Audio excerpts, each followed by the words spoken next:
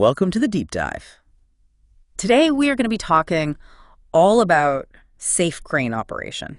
Yeah. Really important for current operators, aspiring operators, safety and risk management folks. Absolutely. We're going to be taking a section from a safety manual, focusing on moving loads with cranes. Great. And we're going to go in depth on that. I'm really excited about this one. Yeah, it's an important one. Cranes are powerful tools, but with that power comes a lot of responsibility. For sure. And even small mistakes, can have big consequences. Yeah. Which is why I think this deep dive is so important. Absolutely. And the manual starts out right away by really emphasizing those pre-lift checks. And it makes sense. Right. I mean, think about it. Imagine a crane as a giant tree. Okay. And for a tree to stand strong against the wind, it needs deep, solid roots. Right. Well, a crane's roots are its outriggers. Yeah. And just like with a tree, a stable base is everything. Yeah, that's a great analogy. Yeah. And it really highlights why skipping those checks can be so dangerous. I'm trying to think. There was one incident I remember where a crane wasn't leveled properly. Oh, no. And during the lift, the load shifted. The whole crane started to tip. Yeah. Luckily, they were able to lower the load quickly enough to prevent, a total disaster. But it was close. Wow. Really drove home the point that those pre-lift checks, they're not suggestions. They're there for everybody's safety. Absolutely. A lesson learned the hard way, for sure. Yeah. And speaking of keeping things stable, Yeah. the manual also talks about securing the load properly. Right? I mean, you wouldn't want a pallet of bricks just swinging loose high in the air, right? Absolutely not. You need a clear lift path, Before you even lift an inch, you got to map out your route, just like you would on a road trip. Yeah. You got to know what's in your way. Buildings, power lines, other equipment, all that stuff. So it's like planning a route, but instead of traffic jams, we're talking about collisions with everything. That's right. And don't forget about the most important thing, to avoid people. Oh, for sure. The manual's very clear. Keep everyone clear of the crane's swing radius. Right. Yeah, that counterweight can really pack a punch, and we want to be sure nobody gets caught in its path. Absolutely. Okay, so we've done our checks, we've got our route planned, it's time for liftoff. Yeah. But hold on, the manual has more to say, even for this part. Yeah, you're right. One thing that stands out is the importance of that hoist rope. Absolutely. It's literally holding the weight of the world, or at least the load. It is. And if that rope is kinked, it's like a weak link in a chain. It is. Like, try watering your garden with a tangled up hose. Yeah. You're not going to get much water flowing. No. And with a kinked hoist rope, you're putting way too much strain on the system. Too much strain. And let's not forget about the wind, too. Oh, the wind. Yeah. Might seem like a gentle breeze on the ground. Right. But high up where that crane's operating could be a whole different story. Oh, yeah. Even a slight breeze can turn that heavy load into a big pendulum. Wind can cause that load to swing unpredictably, put stress on the crane. Yeah. Creates a real hazard. It's something operators really need to be aware of. Adjust constantly, It's not just set it and forget it. Crane operation's dynamic. It is dynamic. Right. Speaking of dynamic, the manual gets serious when it comes to two big no-nos. Side loading and lifting loads over people. Yeah, those are definitely at the top of the never ever list. For sure. Cranes are designed for vertical lifting. Yeah. Trying to drag a load sideways, it just puts insane strain on the structure. You could literally cause the crane to collapse. Wow, that's a powerful image. And as for loads over people, I think that one kind of speaks for itself. Yeah. Yeah, it's a simple rule. People's safety comes first, always. No exceptions. Right. We as operators have a huge responsibility to make sure everyone on site is safe. And that starts with understanding those potential dangers and following the rules. No cutting corners, no taking chances. Well said. Now let's talk about those unsung heroes of crane stability. The outriggers. The outriggers, yes. They might not get all the glory, but they are absolutely essential for keeping things balanced. Right. Think about it this way. When you need to stand really steady, what do? You widen your stance. Yeah. Outriggers do the same thing for a crane. Give it that wide base to prevent tipping. That makes sense. Yeah. But here's where things get interesting and maybe a little more complex. Okay. The manual goes deep into the world of partially extended outriggers. Right. It even gives us a helpful diagram figure, 53.2.1.51, to show how different outrigger positions impact the crane's stability. Right, because outrigger setup, it isn't one size fits all. You need to understand the load, the terrain, the crane's limitations to make sure those outriggers are positioned, right? Right. And those manufacturers' load operating charts. Yeah. Those are like your Bible. They tell you exactly what the crane can handle in different configurations. Yeah, and if you ever find yourself in a situation where you can't follow those guidelines exactly, the manuals call the manufacturer. Oh, yeah. Or a qualified expert. They can help you figure out if there's any special procedures or adjustments. Yeah, it's all about being proactive. Absolutely. And making sure you've got all the information before you even think about lifting that load. Exactly. Crane operation, it's a complex dance between the equipment, the environment, and the operator's knowledge. And just like any dance, you got to know the steps, practice carefully to avoid stepping on anyone's toes or worse. Oh, I love that analogy. Yeah. So for all of you out there, whether you're a seasoned pro or just starting out in the crane world, remember, knowledge is power. And in this case, knowledge can literally save lives. Couldn't have said it better myself. You know, this whole conversation about outriggers? Yeah. It brings up a really important point. Okay. Understanding your crane's limits. Yeah, absolutely. It's not just about knowing how to operate the crane. It's knowing what it can handle. Exactly. Right. And this manual we're diving into, it highlights that in several ways. For example, you mentioned testing the brakes earlier. Yeah. The manual says to test the brakes whenever you're lifting a load that's, pushing the crane's capacity. Right. Yeah. It's such a simple test. Yeah. Just lifting the load a tiny bit, applying the brakes. Right. But you wouldn't drive a car without knowing the brakes work, right? Right. Same principle here, but with much higher stakes. Much higher stakes, for sure. Yeah. So it's a reminder, even for the most experienced operators, right? To stay vigilant and follow those safety checks. Absolutely. Speaking of vigilance, let's go back to outrigger setup for a moment. Okay. The manual covers this in detail. Yeah. And for good reason. It's like we said before, they're the foundation of the crane's stability.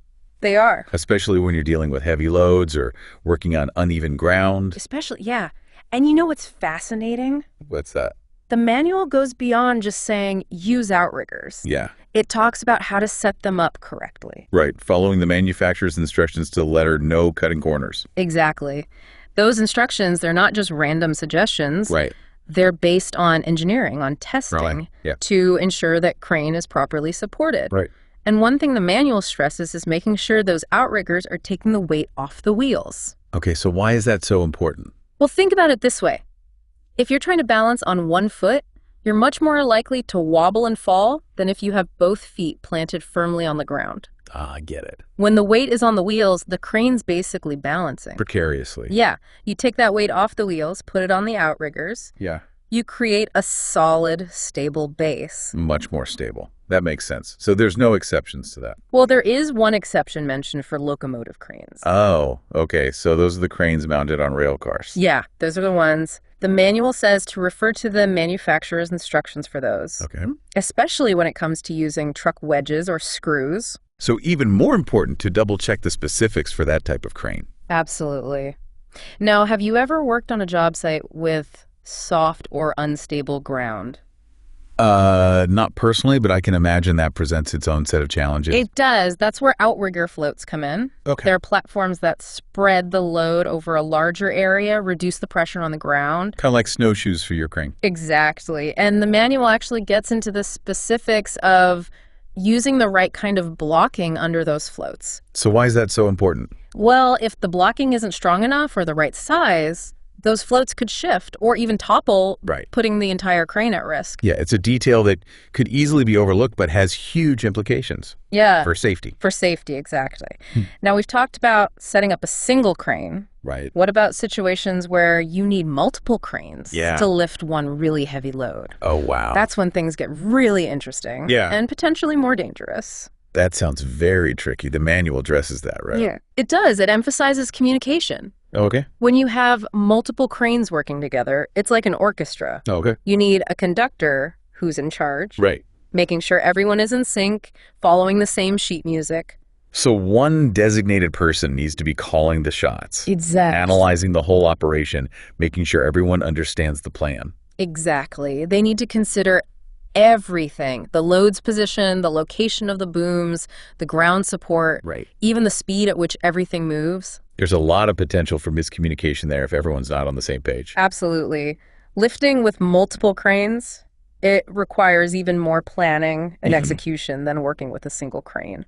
It's not something to be taken lightly. No, not at all. So let's say we finished the lift. Okay. What about moving the crane itself from one spot to another? The manual covers that too, right? It does. It starts by outlining precautions for moving the crane without a load. Oh. Things like keeping the boom in line with the direction you're moving. Right. Securing the superstructure so it doesn't rotate. Right, and making sure that empty hook is secured so it doesn't swing around. Exactly. Preventing any unnecessary movement Yeah. that could lead to damage or instability. Yeah, for sure. Now, what about moving the crane with a load? Good question. Is that ever allowed? It depends. The manual says you need to check the manufacturer's guidelines first. Okay. Some cranes might prohibit it altogether. Right, that makes sense. But if it is allowed, Yeah. there's some key things to keep in mind. Okay, like what? Well, just like with multi-crane lifting, you need a designated person in charge. Someone who understands the crane's limits, the load's position, the route, the speed. Yeah. It's not just hopping in and driving off. And tire pressure is important too, right? Absolutely. The manual mentions that specifically. Mm-hmm. You also need to use tag or restraint lines to control the load swing. Oh. Yep. Remember, even a slight swing can become a big problem when you're moving a crane with a heavy load attached. Yeah, it's all about that careful planning So it is. and following procedures. Absolutely, yeah. It's the foundation of safe crane operation. Whether you're lifting, transporting, simply setting up the crane. Right. Every step needs to be approached with a focus on safety. No cutting corners, no taking chances. No exceptions. No exceptions. Yeah. And speaking of potential dangers, Yeah. the manual specifically warns against one move that could be disastrous. Yeah. Traveling with the boom so high Oh, wow. that it could flip back over the cab. I can only imagine. It's a chilling thought. Yeah. It really highlights why understanding those limitations and following the guidelines is so important. For sure.